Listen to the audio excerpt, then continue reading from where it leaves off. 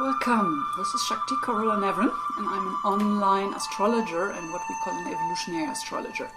So I look at a chart from the perspective of evolution and what it takes to grow and what choices do we have in life. So I do these weekly forecasts for you in order to prepare you for what's coming up in the realm of potentiality. And the only blockage for our individual expression in the world on the high-end level, what we are hoping for, is our state of consciousness. So consciousness is the key for good choices. So astrology is really a wonderful vehicle, a wonderful...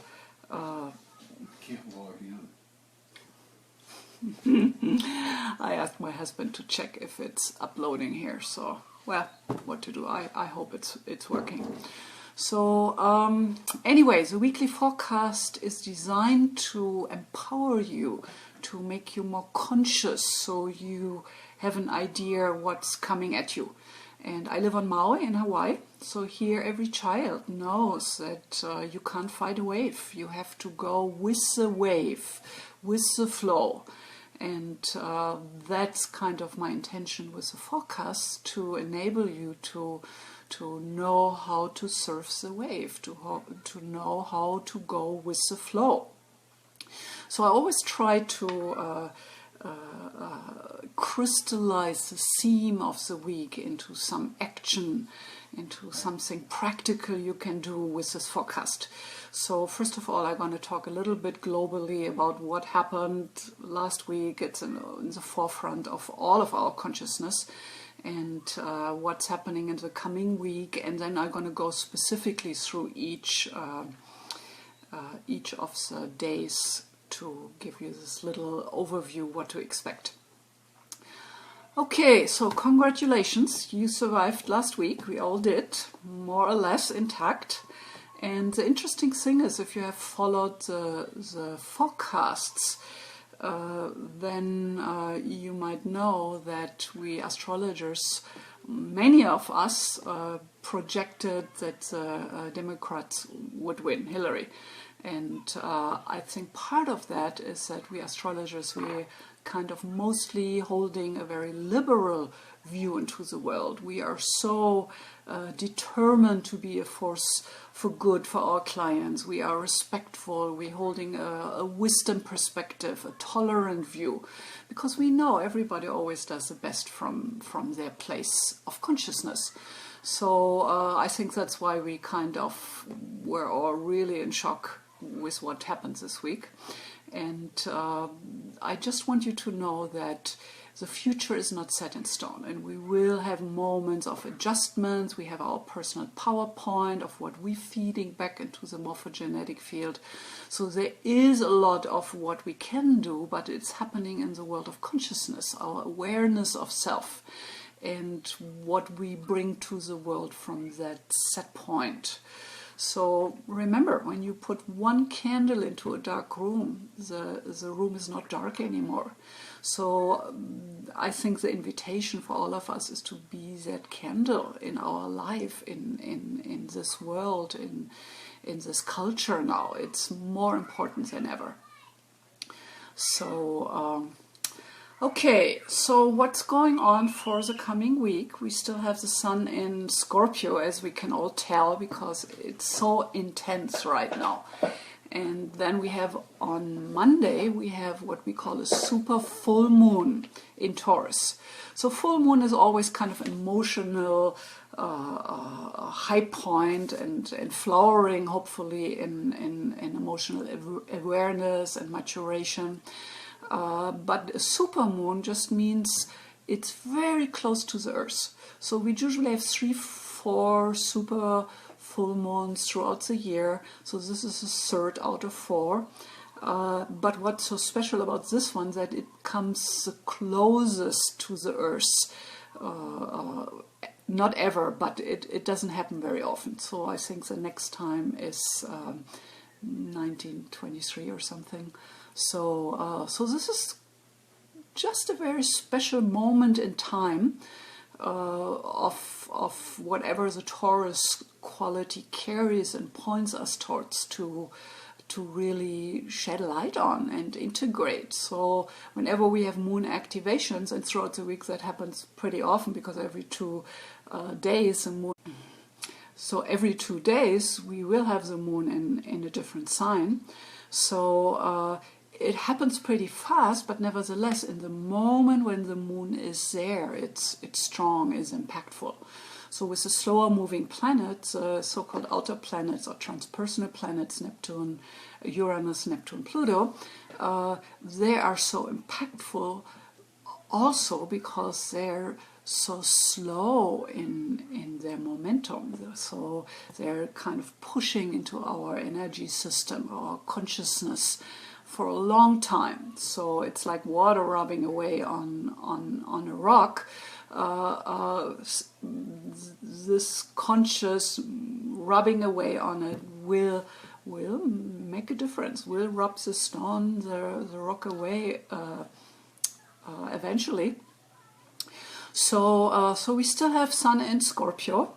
Then we have the super full moon in Taurus happening on Monday. And then the big event of the week also is that Neptune is turning stationary, direct. So that will happen in a week on Saturday. So Neptune, the mystics, the connection to a higher wisdom perspective. If you have been following me, you heard me talking about the wave in the ocean. So each wave is one individual. And usually we're only identified with the top of the wave, the 5 to 10%. And a lot of material actually is in the unconscious.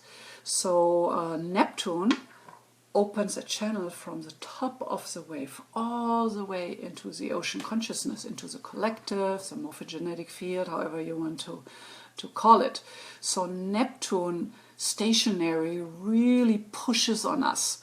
So remember, all the planets can show up what we would call low end or high end. So low end Neptune is confusion, chaos, fogginess, not knowing what to do, where to go, what decisions to make. Neptune on the low end is loss of sense of self, of self-expression.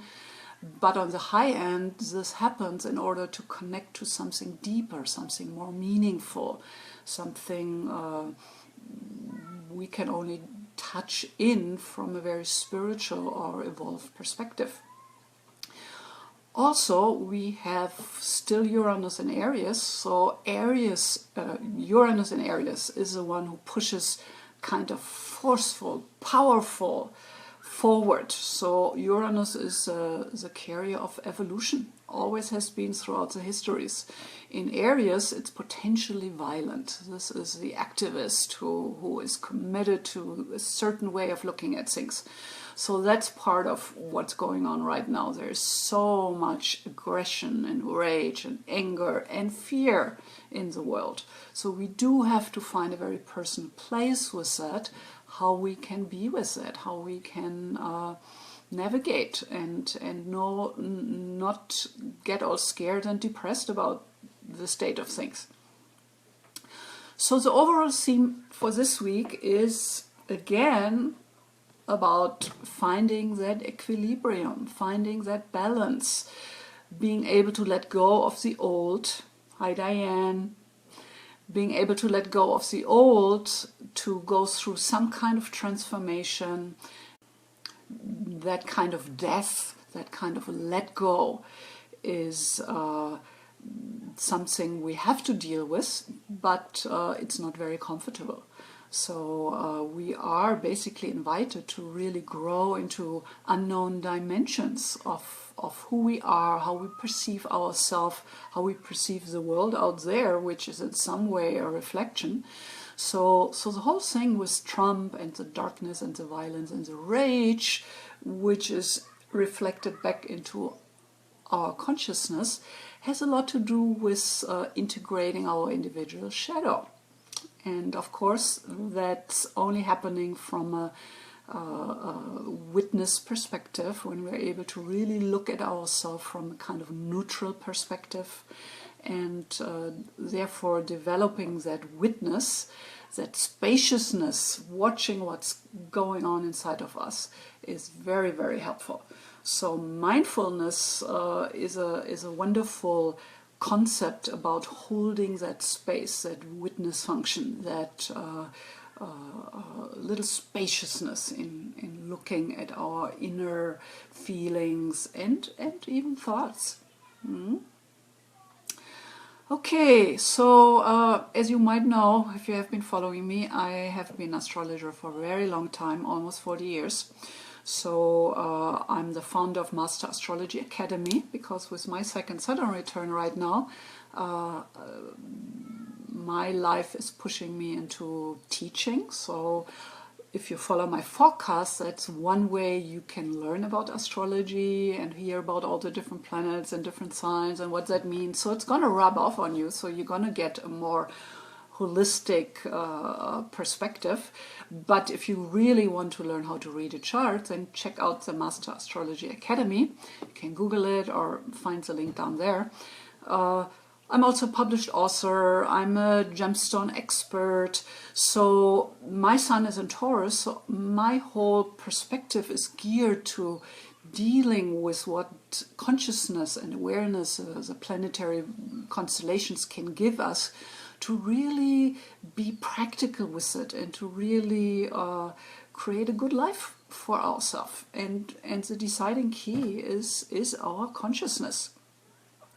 So same with gemstones. Gemstones can be a wonderful way to support ourselves, to raise our frequency in a certain way. So let's see. So today Mercury enters Sagittarius. So Mercury is our mental filter to the world. Mercury is about understanding, our curiosity, learning, taking information in.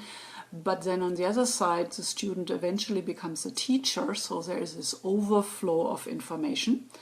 And in Sagittarius, it's all about the bigger picture. It's all about the philosophy. It's all about the wisdom perspective. And the low end of that, remember, there's always a low end and a high end possibilities for all the planets and all the signs. So the low end here is to project into the world what we want to see. So Mercury low end in Sagittarius is very set in a certain way. It's very identified and then becomes a missionary from that place. So I hope for the higher end possibility that things are dropping in and we gain more of an understanding how to basically really manage our own emotional state. So also there's that super full moon at 22 degrees in Taurus, so all Tauruses will be impacted like me. There is a Neptune going direct November 19th. So whenever a planet is shifting from retrograde to forward direct, it's a time when energy starts flowing again. And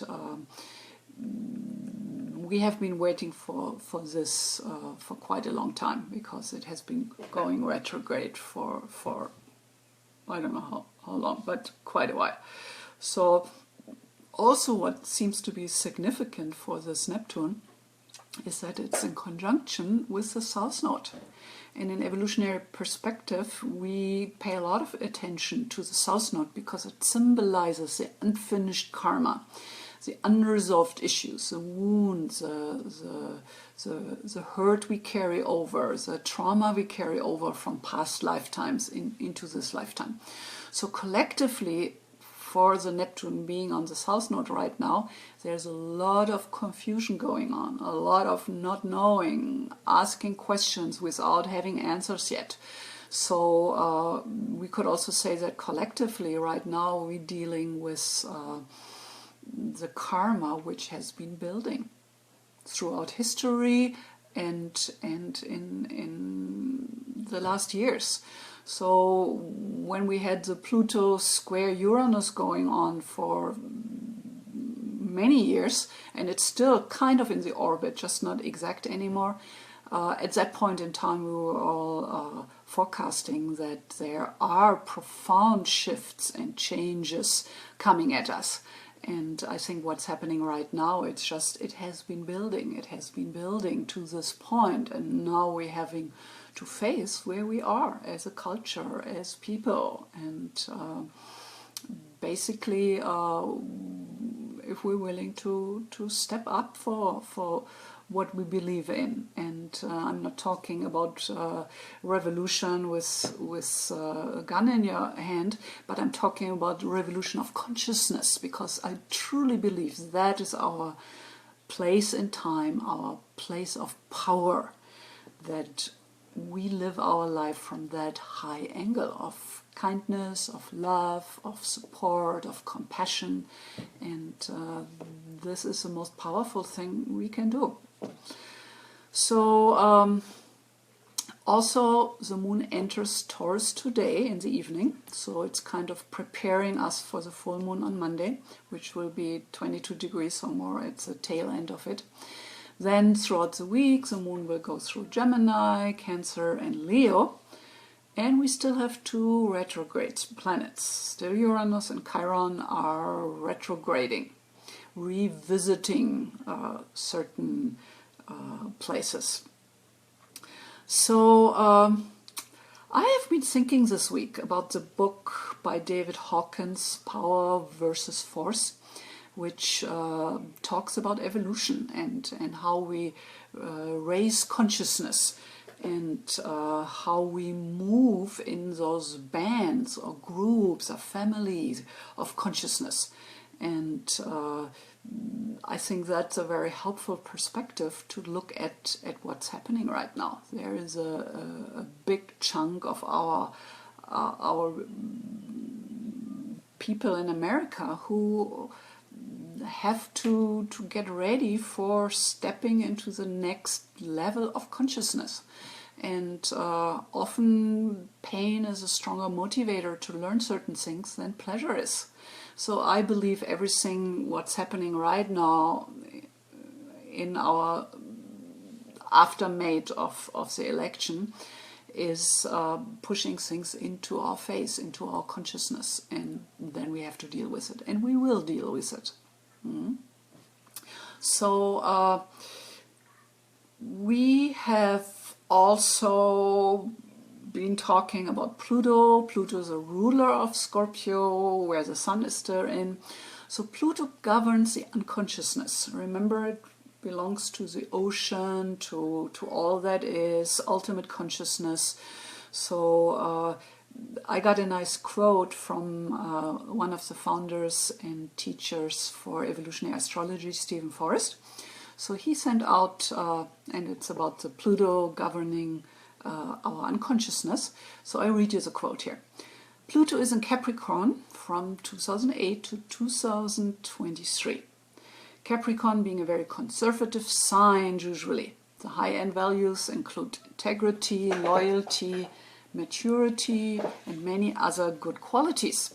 But since 2008, we have been seeing the shadow side of conservatism. That boils down to fear of the future, a nostalgia for an extinct past, and an inability to adapt to change. What makes it so intense now is that it is opposing America's sun in the birth chart of America.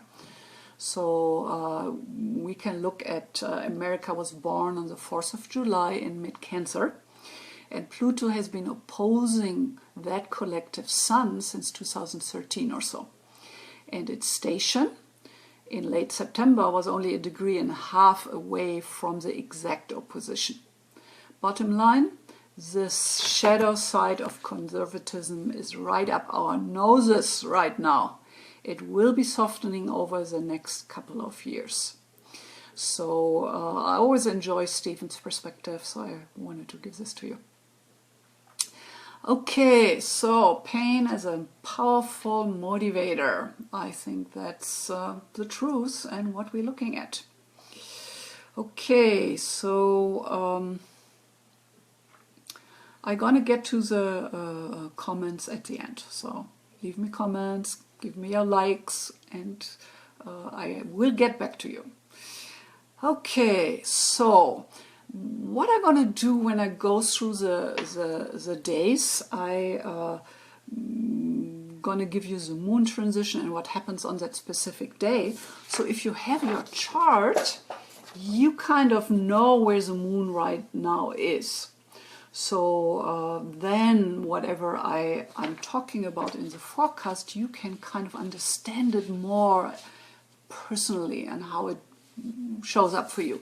For example, with the full moon on Monday, so it's interesting, where is that happening? So here Taurus would be happening in the 12th house, so it would be happening under the surface of consciousness. So it kind of might just go by without being so in your face.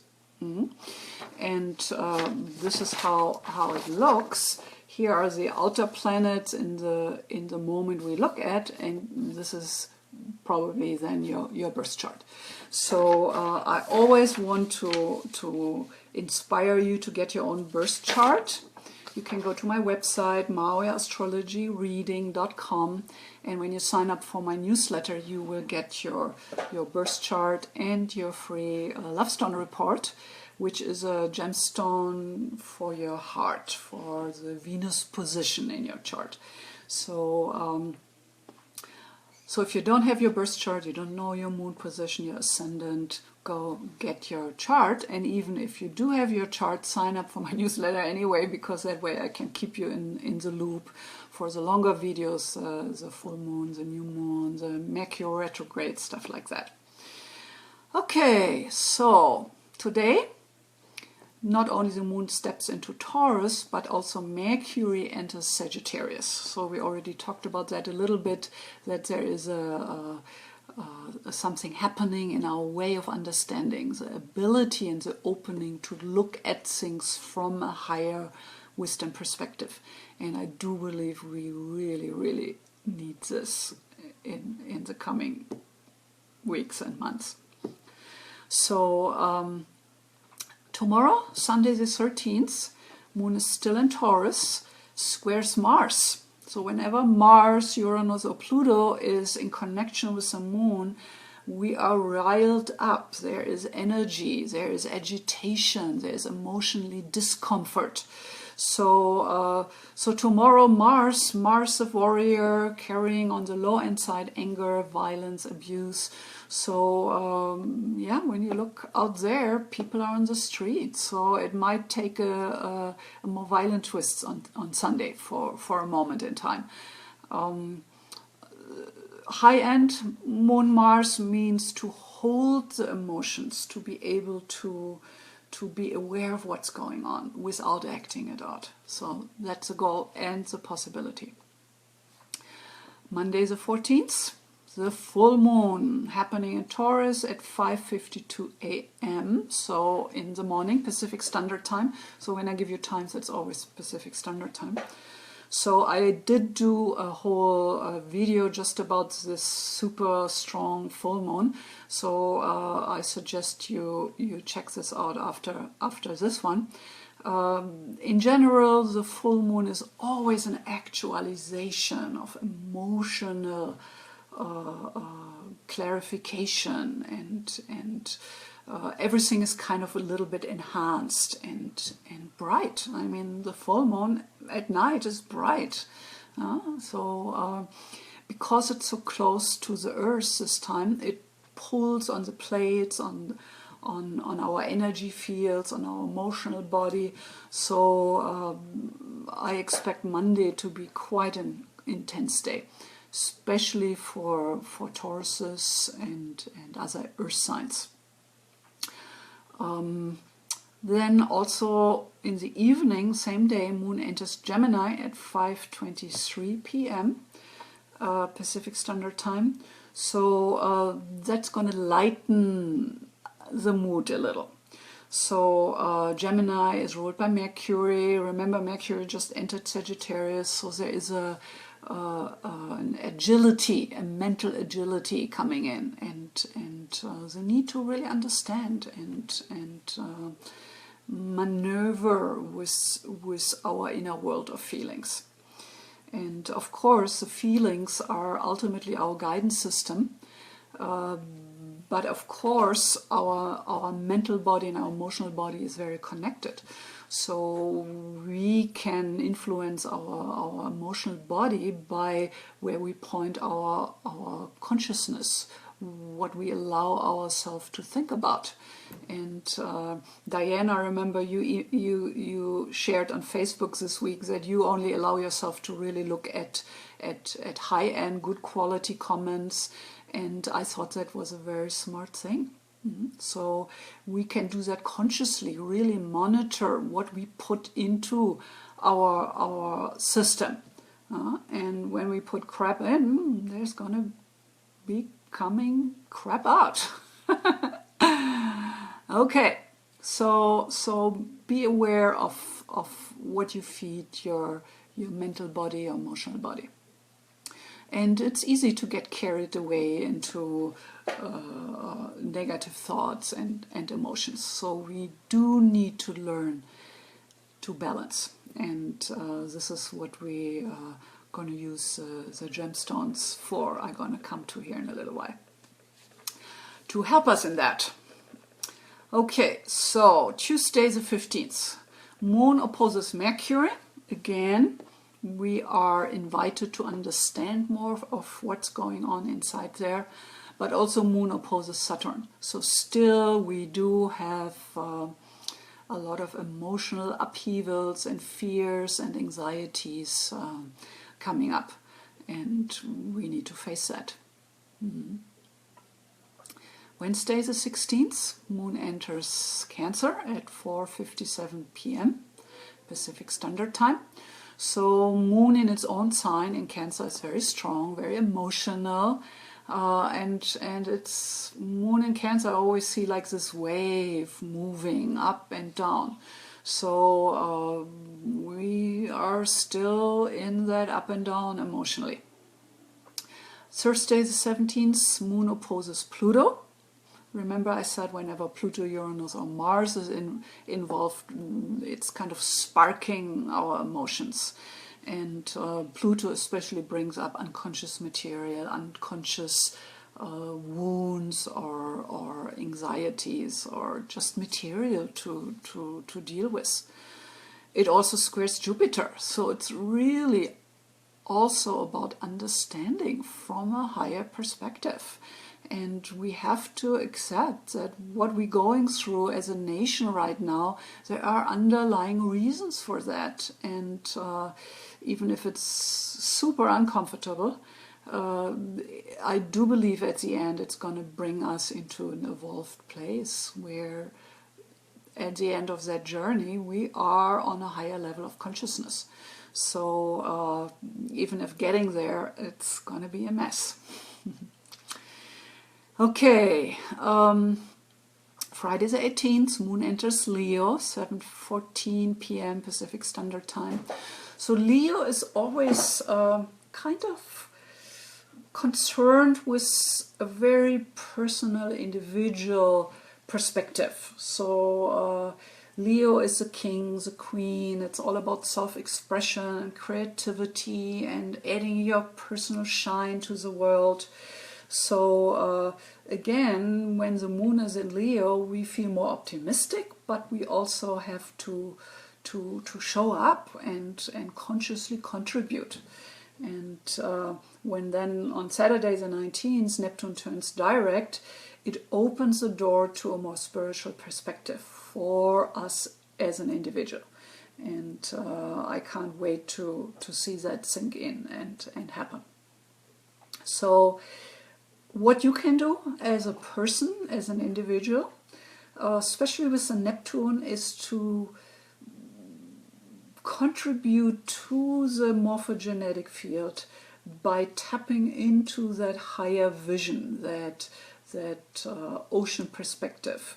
And you can do that by meditating, by taking time to allow that busy mind to calm down, to get into your personal zone, to sit with the tea in the garden, with your cat on your lap, go for a longer walk with your dog. So Neptune invites us to find ways to tap into a higher wisdom perspective, into an expanded consciousness.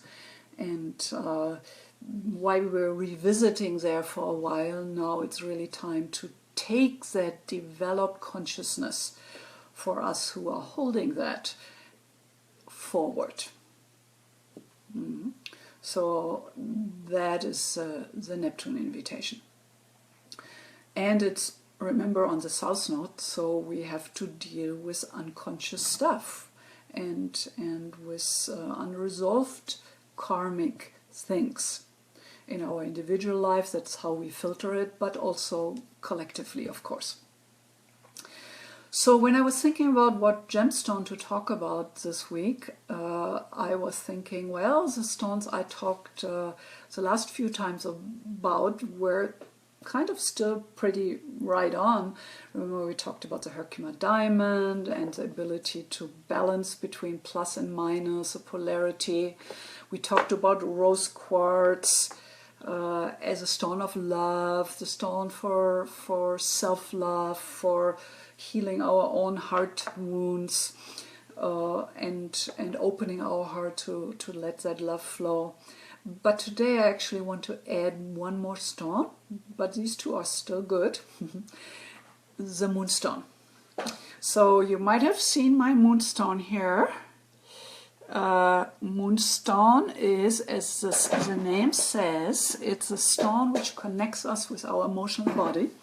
And our emotions, by definitions, are always kind of like the waves in the ocean. So there is an up and down, a high and low. And Moonstone can help to balance it, to smooth it out. And Moonstone is also Neptune, Moon Neptune. So it's a very feminine stone.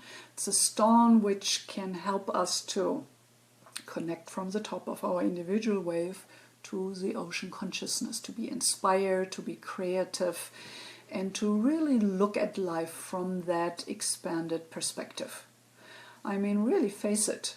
All our trouble, our problems are always if we're only in the top of our wave. The 5 to 10% of consciousness is really not a lot to live life from.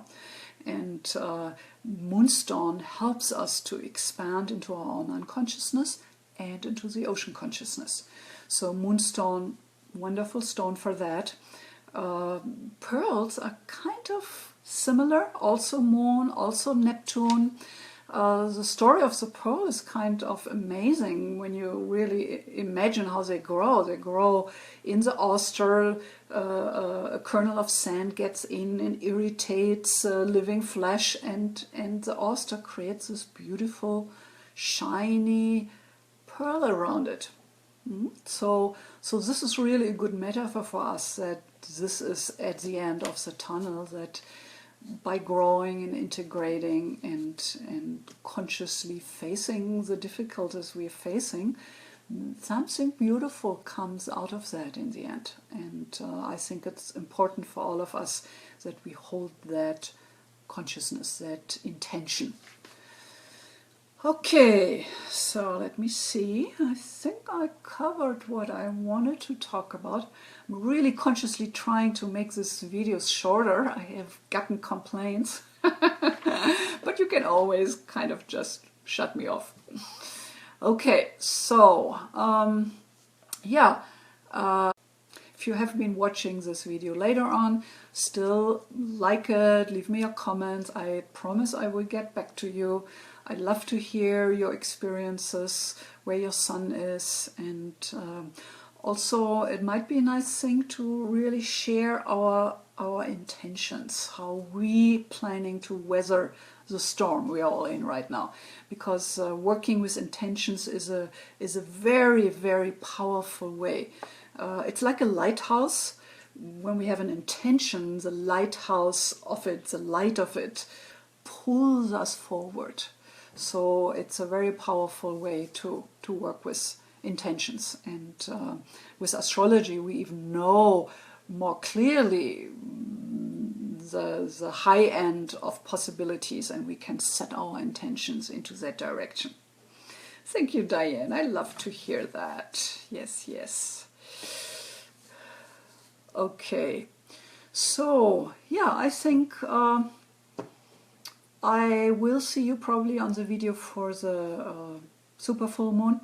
So the potential of that full moon in Taurus is really bringing it down a notch emotionally, grounding yourself, do what's needed for your own self, do what's needed to feel good, comfortable, and do what you can do. And the rest we do have to let go.